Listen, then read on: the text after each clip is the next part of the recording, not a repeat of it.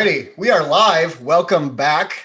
Can't believe that it's already episode 7 of our little iDryNeedle to the point podcast. It is 11/11 today. So first of all, love those numbers. Second of all, it's Veterans Day. So thank you to all of you out there who have served or are currently serving. And way behind that, it's my birthday tomorrow. So you can send your gifts to, just kidding. But it's been a great lineup so far. And again, this is one of the guests I reached out to immediately when we had this idea. And I mean, it was really humbling. We sent out all of our feeler emails and got a ton of responses back immediately. And one of those immediate responses was Nicole Woodard. If you follow @MobilityAthletes on any of the socials, she's the brains behind that. The full introduction, Nicole Woodard is a PT, DPT. She actually has her OCS. She's trained in functional movement systems. She's trained in dry needling. So there's our little dry needling infusion, even though that won't be the primary topic for today. And she's a certified functional strength coach. But again, if you've ever followed her, it's probably through Mobility Athletes. And if you've ever met her, you know she's an influencer, but one of those like super energetic, like positive influences in our profession. So Nicole, thank you so much for being here. Thanks for being on our show. No, thank you for having me. I am excited. I love the title. I think that's so awesome. We're going to touch on everything you need to know about everything in 15 minutes or less. And I love that sweatshirt, by the way. Thank you. #MobilityAthletes. That will be our hashtag for today. Otherwise, @MobilityAthletes is where you'll find her. So I am your host, Paul Kaloran, PT, DPT. I'm the president of iDryNeedle. We will start our little clock. And 15 minutes or less, we will get Nicole to answer some questions. So first of all, Mobility Athletes, Nicole, tell us, what does that mean and what is it? Because I will tell you, it's more than just improving mobility with athletes. Yes. So our mission is that we believe that every person should embody the phrase, I am an athlete. And they should want to embody that phrase for the rest of their lives. So really looking for longevity and sustainability. We believe if you woke up and you looked in the mirror every day and you said, I am an athlete, you would fuel your body with better nutrition. You would train better and smarter, including better recovery, better mobility, which is like the biggest niche of our statement. And then you would surround yourself with a better team. And we believe that those are kind of the keys to changing the health crisis that we're in. So we're in phase 2 of our really big push, which is we started out with recreational athletes in gyms. We built to professional athletes that we believe are influencers and help people really live their best life. And then 2021 will be our phase into really helping everyone start to make that push to become the best athlete they can be. That's awesome. And you were online PT before COVID, like before online was almost a necessity. And yeah, you're more than just the clinician PT, you're a coach, you're a mentor. Like I said, you're kind of an author and an influencer. So I love that mantra and that mission. So if I stick on the mobility piece for 1 second, if there's an athlete or even the PT audience listening to us, give us one little nugget specific to mobility. I mean, you do work with some high-level athletes and improving mobility is a common goal. So what is one nugget you can toss to the athletes or to the clinicians for mobility specifically? Yeah. So I think, honestly, the biggest thing in this, I just went off on this last night and started to do a lot of research. So the biggest thing is that there's this paradigm that shows that stability is over here and flexibility or mobility is over here. So the more stable you get, the farther away from flexibility you get, the more flexible you are, the less stable you are. I think that's total BS. So do not buy into that. If you are super flexible, you can also be super stable. And if you are super stable, you can also be super flexible. I believe that they talk about true stability would be your joints being in the proper position while you're holding positions. And you can't do that without full flexibility. So it's not taking away one from the other. So the biggest thing I would start with is screening. So you need to be checking head down, especially ankle mobility, T-spine mobility, and shoulder mobility, and then breath work always. Those are the top 4 things that I would check. If you don't find anything there, then you can kind of move on and come hang out with the professionals, and I bet we'll find some stuff. I like that. It's an assessment piece, and I like the paradigm description because mainly from patients, not as much clinicians these days, but when you talk about improving mobility, the immediate picture that pops in their mind is just sitting there with static stretching, and it's all just like this passive improvement of range of motion without the stability and the motor control piece. So I love that. Yes, huge. If we shift gears, you are also a podcast host yourself, and listening to a lot of it and seeing some of your podcast and blog content recently, a lot of it has focused on mindset. So again, we're kind of talking to the athletes, but also the clinicians out there working with athletes. Like how much of what you do as a clinician and a coach has more to do with mindset than intervention?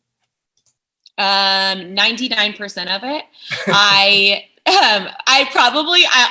I love being a life coach. I think physical therapist is just kind of my side job. But the biggest thing I believe is, and you guys have probably all experienced this, you have 2 clinicians or 2 athletes, whatever it is, and they do the exact same things, and one of them is successful and the other one isn't. And I, went to job after job, and I was getting results that not everyone was getting. And I was very confused by that. And I think majority of it was just because I was listening to them. It was putting them in touch with the mindset pieces that they needed, the goal setting pieces. And I'm not just talking about goals like, hey, I want to go back to playing basketball in 6 months. It's goals of, what does it mean for you not to play basketball right now? If you could never play again, how would that affect you? Where's your mind at right now in your recovery piece? Writing down gratitudes every day, knowing that the goals you have already happened and feeling safe and secure in those. And I think that that's how we as clinicians get positive outcomes. We get to spend a lot of time with people, which is awesome, build relationships. I have had some of my clients now for 9 years. And that is probably one of the biggest honors of my life, is honestly being a part of their life. And I think that's not just the PT aspect, it's that mindset integration and truly creating a connection there for people. Love that. 99%. Write that down. Mindset. Okay, maybe like 90. Okay. Say that's a revelation for a clinician out there that, even a new grad or a younger clinician where they're kind of just in that rut of, these are all the tests and measures I have to do. These are the exercises I need to do to strengthen that.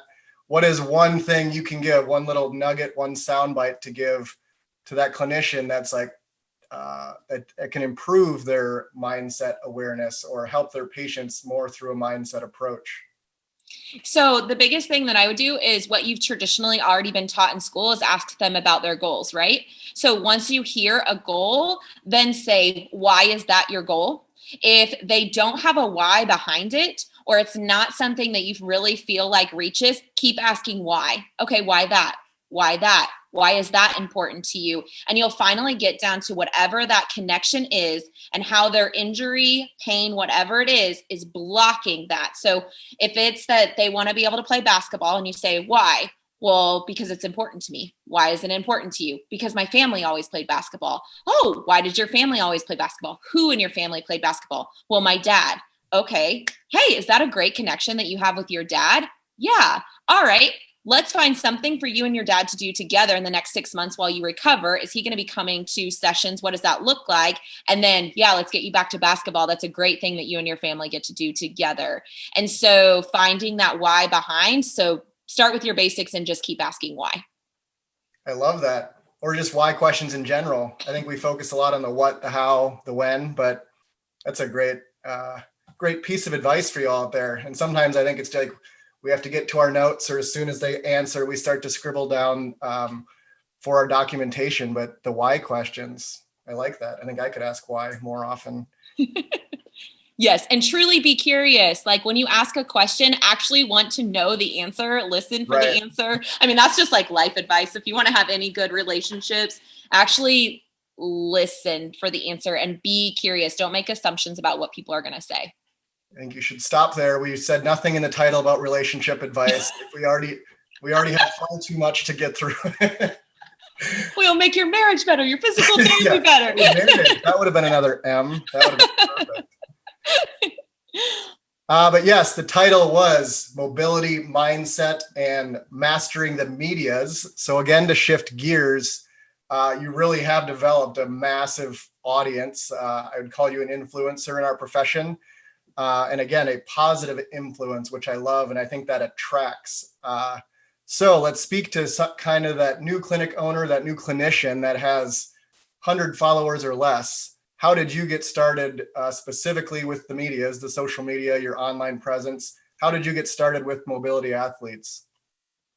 So I made all the mistakes. So make all of the mistakes. But the best thing that I did is, number one, get a coach. Find somebody out there in the space, preferably not a physical therapist. I mean, if you guys want to come hang out with me, I would love for you to. I'm willing to help you in any way I can, but you need to get people that are not in this space. So I got coaches that were in a health and wellness space, but they knew nothing about physical therapy, because there are people out there that are health coaches that are changing the health paradigm in our nation. And I knew that we had to get there, but I almost had to get out of my PT brain to do that. So that's the first thing that I would say. They'll teach you a lot about your brand and what you can create. Do not worry about a website right now, unless it's a one pager and it's like literally click here to schedule.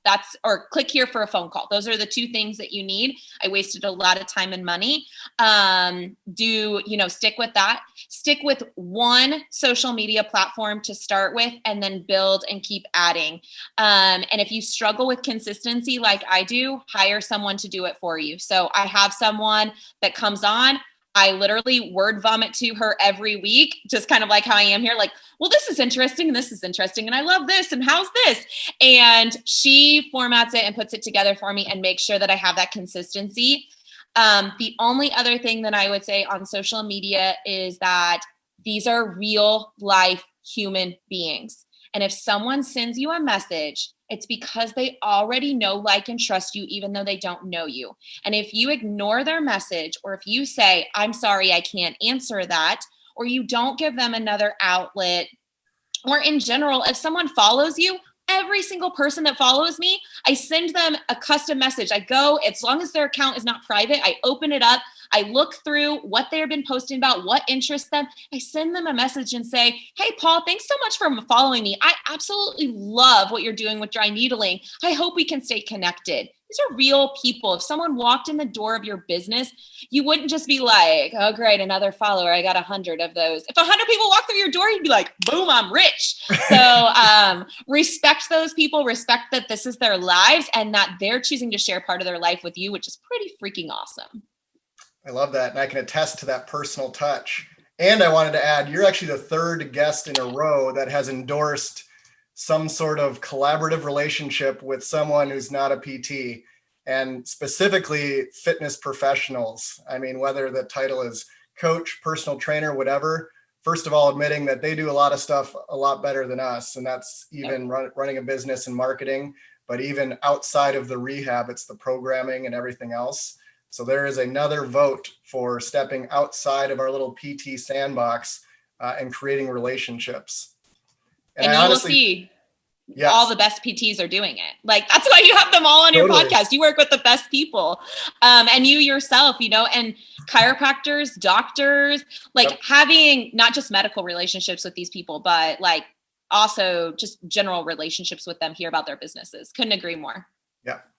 And honestly, you answered my follow-up question. It was kind of like, where did you start? And then what was the biggest contributor to where you are now? Again, a big following, but I honestly think you gave a punch list of like 3 different things that contributed to your success. And I guess some common pitfalls to why people don't see more success. And you mentioned a few different resources. Are there any specific resources or subscriptions or tools out there that someone on, I guess, social media specifically you would endorse using? Yeah. So, I mean, I'll just tell you guys the companies that I work with and the coaches that I work with. So, Hey Jen Casey, Jasmine Star. Jasmine Star is specific to Instagram. She runs a social curator. She gives you packages every single month.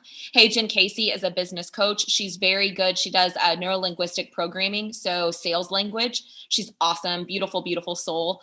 And then James Wedmore is like a get down to business type guy. So he is my main business coach that I work with. He is incredible. And if you are just starting a business, do not screw around with anything else. Just go drop the money on his program and do exactly what he says. Don't do the beat around the bush and I think I know more. I promise you it will pay off. Personally, I work with at I Empower Branding. Jessica Wiesner is through them, and she is my media coach. So she does all of my content writing for me and has connected me to more people in the space. She only specializes in health and wellness companies, specifically CrossFit and the medical spaces. So she knows a lot and is able to kind of get into our heads and our language without me having to break everything down for her, but she makes it layman's person. So if you guys go read my Instagram, is not a medical Instagram. I wrote it for the everyday person. Yep. And I wrote those down as well. So thanks. Yes, anytime. So we already passed our time. So just to wrap up with one question, you kind of said there's a phase 2 coming. So what's next for mobility athletes? Yeah, we're going to make our push in our communities. So we are doing 2 different things. We're going to roll out a course for personal trainers and coaches, a training guide for helping them work and train with athletes with pain. So how to find the best referral sources. We are going to be using your website to send them to find dry needling clinicians across the nation that are actually great resources. We'll also be going through the functional movement system with them. You'll actually be able to get a certification if you do the upgrade in coaching. So that's our biggest thing, impacting more people that can impact more people. And then we will hopefully, fingers crossed, be traveling across the United States with our professional athletes and then stopping in any gym that wants us to. We do 6-hour-long courses on our mobility framework and how to improve that. And so we do those courses. And that's our biggest pushes in 2021, get in front of more people. That's amazing. First of all, thanks. She plugged it's actually a brand new feature. We have a Find a Specialist directory on our iDryNeedle website. Right now, it's only for our annual membership, and we're still kind of beta phase, but it's looking pretty spiffy. And yeah, that's our goal for patients to find dry needling clinicians or referrals, so clinician to clinician. But otherwise, fully endorse what Nicole is doing. If you see that she is in your city and you have the opportunity to do a face-to-face, or again, I would reiterate that she's very directly and personally communicative on social media. So if you send her a message, she will write back a very long positive response with a few emojis in there, I'm sure. Yep. Otherwise, at Mobility Athletes on Instagram, we'll put it in the recording and everything that we put out after this. But Nicole, that is our time. It's always too short. I appreciate it so much. Thank you for coming on. That wraps up episode 7. Next week, we have another power female PT, and that's Lauren Ginsberg. And we'll talk specifically about, she actually just joined the team of Barbell Rehab, which is a massive education platform, but she's also a nationally competitive Olympic weightlifter. So we'll kind of straddle that life of clinician and athlete, but also talk everything from cash PT to continuing education. And I know you two know each other because you both have kind of been in our initial little cohorts of iDryNeedle ambassadors. So again, we have some really impressive people that have, I guess, joined our team in the ambassadorship. And thank you again for that and for your time today. You're welcome. Thank you, as always, for just running a great organization and continuing to highlight amazing clinicians as you are one yourself. And it's much appreciated to see this kind of positivity in the space. Thanks. All right, folks, if you didn't catch us live, we will be everywhere. There'll be a link in our profile. We'll be on iTunes, on Spotify, Google Podcasts. We'll put it on our YouTube channel. So you can find us at iDryNeedle. And again, Nicole at Mobility Athletes. That's all for today. Have a great Veterans Day, folks.